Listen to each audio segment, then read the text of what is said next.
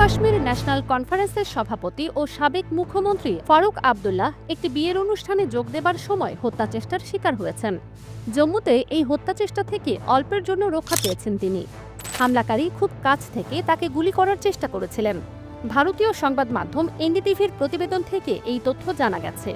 একটি ভিডিওতে দেখা গেছে হামলাকারী ফারুক আবদুল্লাহর মাত্র কয়েক পা পেছনে ছিলেন এবং তার হাত আবদুল্লাহর কাঁধ বরাবর তাক করা ছিল। তিনি গুলি ছুড়লেও ন্যাশনাল সিকিউরিটি গার্ড এনএসজি কমান্ডোরা তাকে ধাক্কা দেন। এতে গুলিটি লক্ষ্যভ্রষ্ট হয় এবং ফারুক আবদুল্লাহ অল্পের জন্য বেঁচে যান। হামলাকারীকে কমল সিং জামওয়াল হিসেবে শনাক্ত করা হয়েছে এবং তাকে সঙ্গে সঙ্গেই হেফাজতে নেওয়া হয়েছে। ঘটনাস্থলের ভিডিওতে দেখা গেছে ধরা পড়ার পরপরই উপস্থিত জনতা তাকে গণপিটুনি দিচ্ছে। গ্রেপ্তারের পর হামলাকারীকে একটি চেয়ারে বসে থাকতে দেখা যায়।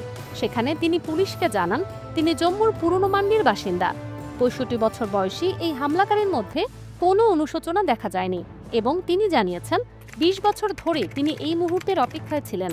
পুলিশ এক বিবৃতিতে জানিয়েছে ফারুক আবদুল্লাহ যখন জম্মুর গ্রেটার কৈলাস রয়্যাল পার্কে একটি বিয়ের অনুষ্ঠানে যোগ দিচ্ছিলেন তখন তার প্রাণনাশের চেষ্টা করা হয়।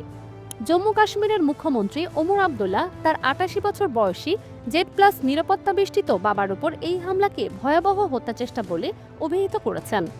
ওমর আবদুল্লাহ সামাজিক যোগাযোগ মাধ্যম এক্সে লিখেছেন, আল্লাহ দয়াময়, আমার বাবা খুব অল্পের জন্য বেঁচে গেছেন। বিস্তারিত তথ্য এখনও অস্পষ্ট, তবে এটুকুই জানা গেছে যে লোডেড পিস্তল সহ এক ব্যক্তি একদম কাছ থেকে গুলি ছুড়তে সক্ষম হয়েছিলেন। ওমর আবদুল্লাহ আরও যোগ করেন, শুধু ক্লোজ প্রোটেকশন টিমের বাধার কারণেই গুলিটি লক্ষ্যভ্রষ্ট হয় এবং হত্যাচেষ্টা ব্যর্থ হয়। বর্তমানে উত্তরের চেয়ে প্রশ্নই বেশি, যেমন Z+ এবং এনএসজি নিরাপত্তা বলয় থাকা একজন সাবেক মুখ্যমন্ত্রীর এত কাছে কেউ কিভাবে পৌঁছতে পারল।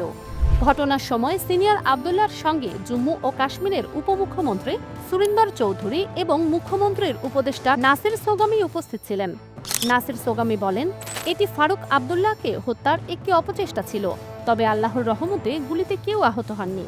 তিনি আরও জানান, এই হত্যাচেষ্টার পেছনের উদ্দেশ্য কি বা এটি কোনো নিরাপত্তা ত্রুটি কিনা তা তারা এখনও জানেন না।